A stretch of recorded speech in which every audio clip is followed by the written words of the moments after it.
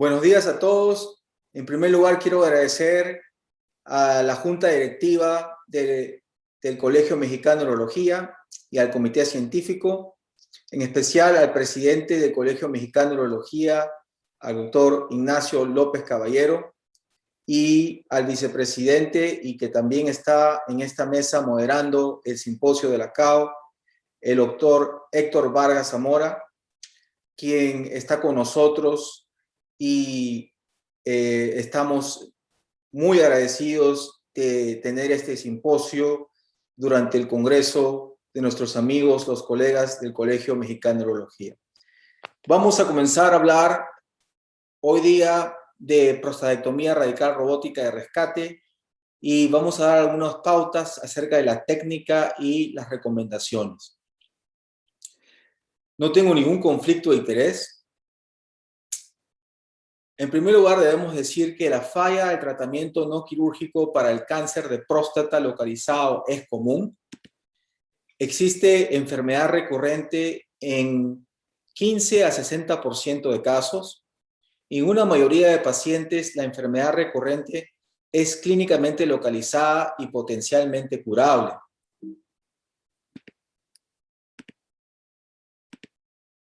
Las recurrencias localizadas pueden darse posterior a radioterapia, a braquiterapia, a HIFU y a bombas de protones. Las opciones curativas para el tratamiento son la prostatectomía radical de rescate y también pueden ser el HIFU de rescate, la crioterapia de rescate, la braquiterapia de rescate en ensayos clínicos. El paciente ideal para ser sometido a una prostatectomía radical de rescate es un paciente que tiene una expectativa de vida de 10 años o baja comorbilidad, que tenga un PSA menor a 10 nanogramos por mililitro, que tenga un estadio T2B o menor, que tenga un Gleason 7 o menor y que no tenga invasión de vesículas seminales. Es importante obtener una pieza quirúrgica con márgenes negativos, ya que los márgenes positivos tienen tendencia aumentada a mortalidad de cáncer específica. En el 2017 se reportó una serie pequeña comparativa entre la prostatectomía radical de rescate robótica versus abierta, y en esta serie de 39 casos, comparando 20 casos por cirugía robótica versus 19 casos por cirugía abierta, hubo menor sangrado en la cirugía robótica, pero más importante, no hubo diferencias en la disección ganglionar ni en los márgenes positivos. Tampoco hubo diferencias en complicaciones intraoperatorias, fuga en la anastomosis e infección de herida.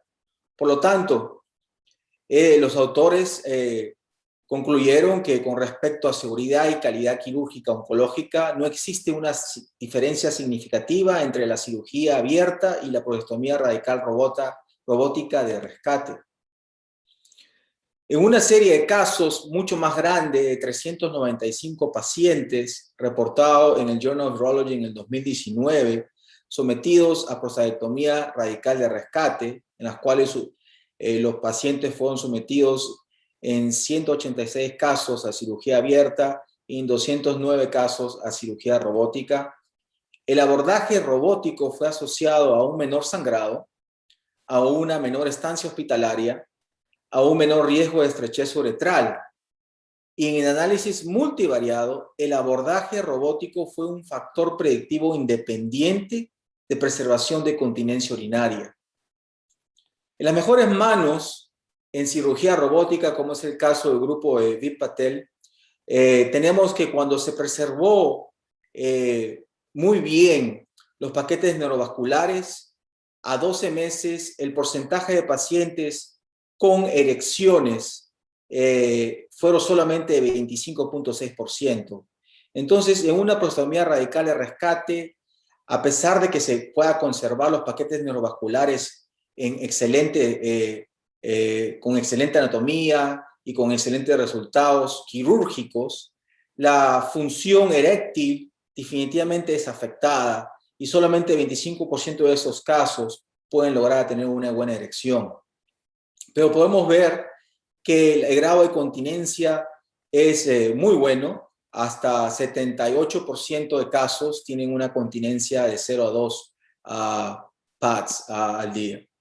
Entonces, lo que queremos es difundir la técnica de prostatectomía radical robótica de rescate, ya que es una buena oportunidad de poder tener control oncológico en aquellos pacientes que hayan fallado, tratamiento del cáncer en forma primaria con otras alternativas como es la radiación, las semillas radioactivas, el HIFU o la bomba de protones.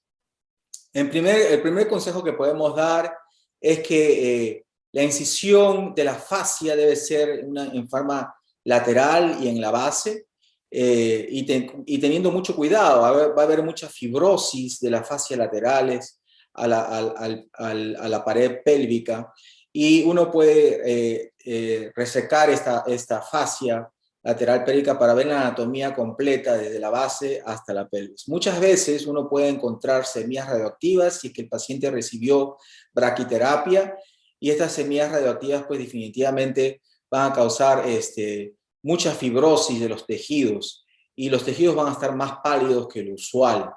En algunos casos se encuentran semillas radioactivas hasta afuera de la próstata, y en otros casos se pueden encontrar semillas radioactivas hasta en el músculo, en el esfínter también, como en ese caso que están viendo en el lado izquierdo en el video. Hay otros casos en los cuales los tejidos son mucho más fibróticos, hay mucho más reacción desmoplástica debido a la radiación, y ustedes pueden ver que estamos cortando y es muy difícil de cortar el tejido, y ahí podemos ver también, como en el lado derecho del video, que hay semillas radioactivas que están afuera de la cápsula prostática completamente. Entonces, el primer paso definitivamente es hacer una incisión lateral y comenzar en la base con la disección de la fascia endopélvica.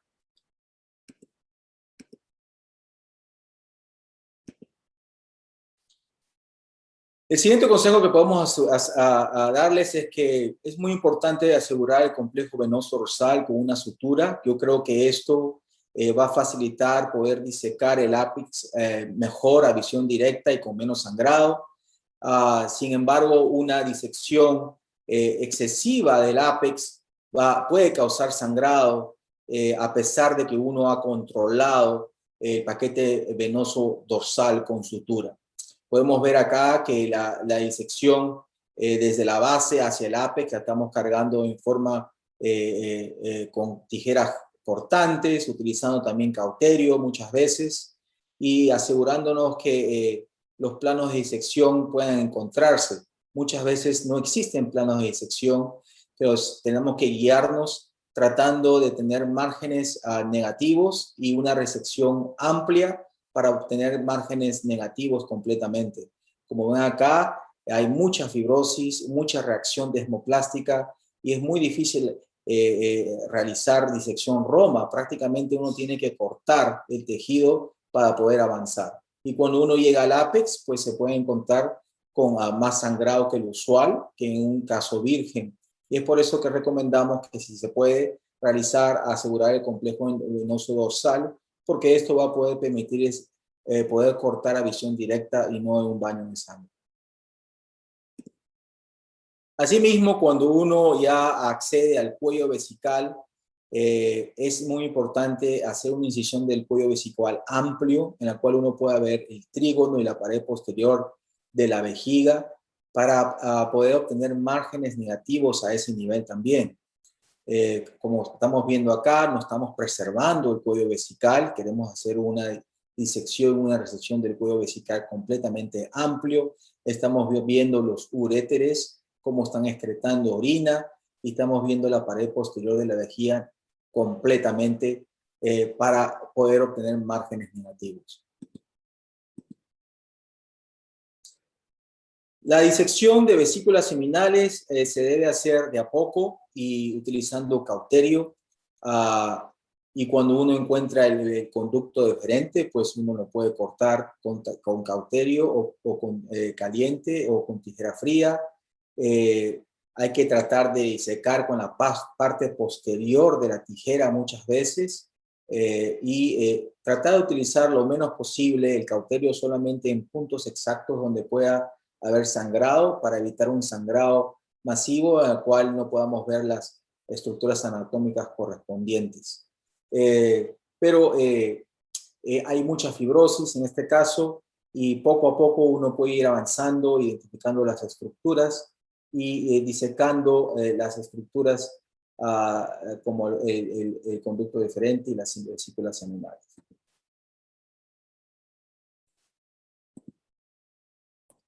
La disección posterior, definitivamente, de la adenoide biliar posterior se realiza a visión directa. Es muy importante cortar a visión directa y tratar de cortar con tijeras frías y estamos viendo en este caso. Y uno va avanzando de a pocos y prácticamente con la parte posterior de la tijera uno avanza en forma Roma. Si los tejidos no se separan, uno tiene que cortar con tijeras frías.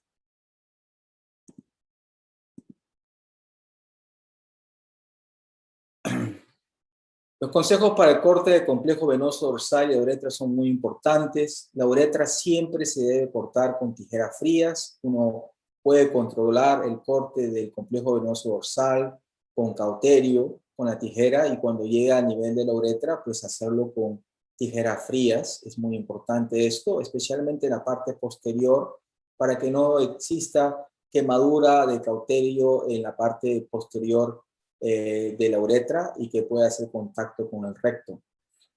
Hay que tener una visión muy buena a este nivel, que no exista mucho sangrado, para que uno pueda ver definitivamente esa parte posterior de la uretra y uno pueda proteger el recto, ya sea con una Maryland, y cortar la parte posterior a visión directa y estar seguros que no va a hacer ningún corte en el recto. Aquí podemos ver dos videos.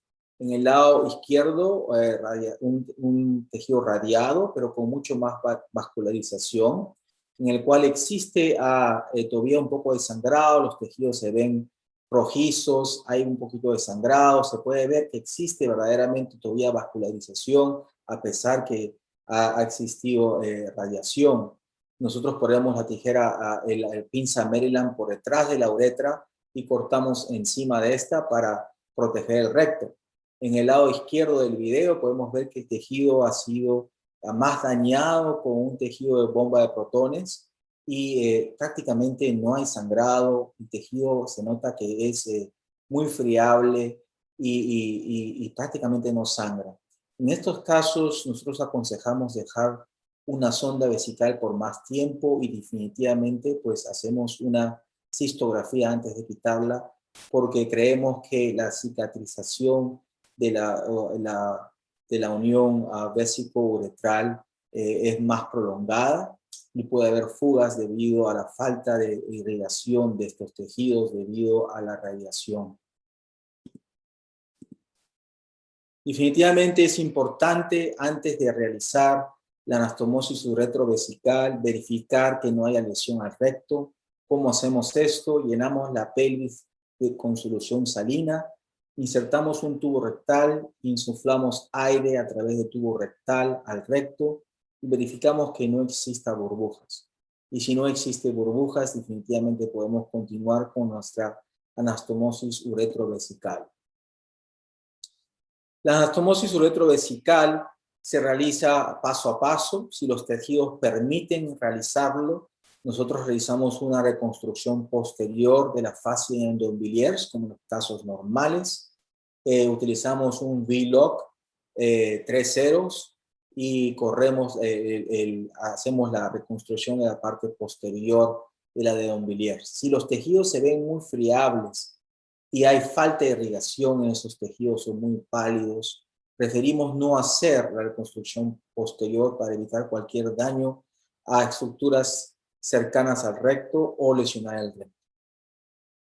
Definitivamente, cuando uno hace una resección amplia del cuello vesical, pues uno tiene que realizar una reducción del cuello vesical, y nosotros preferimos hacer la reducción del cuello vesical con una estructura de PDS 3 ceros, monofilamento. Ponemos 1 o 2 puntos separados a cada lado del cuello a las 3 y a las 9 de la noche.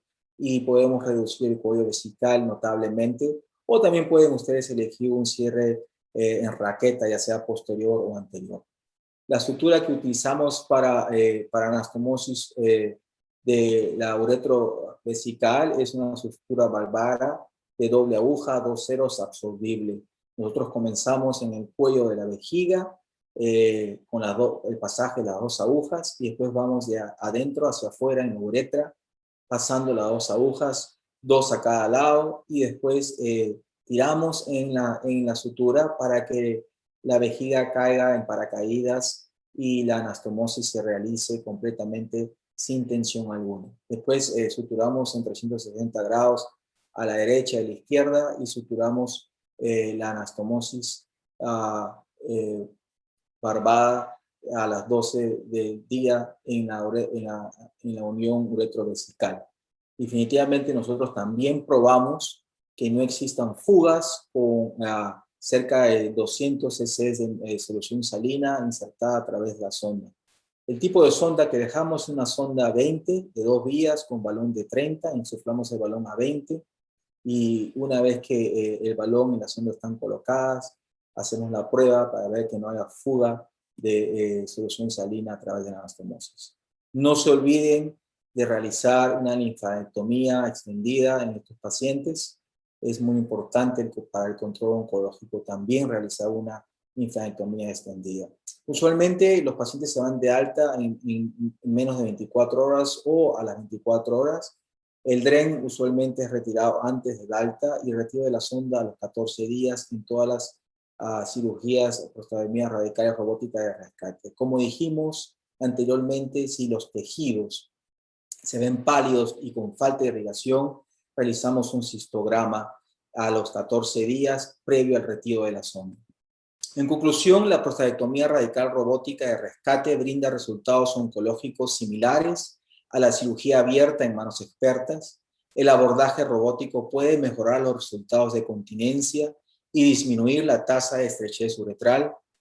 Hay que confirmar que no exista lesión del recto antes de realizar anastomosis uretrovesical. Quiero agradecer nuevamente al Colegio Mexicano de Neurología, a su comité científico y a la Junta Directiva por esta gran invitación. Abrazos y estamos disponibles para preguntas.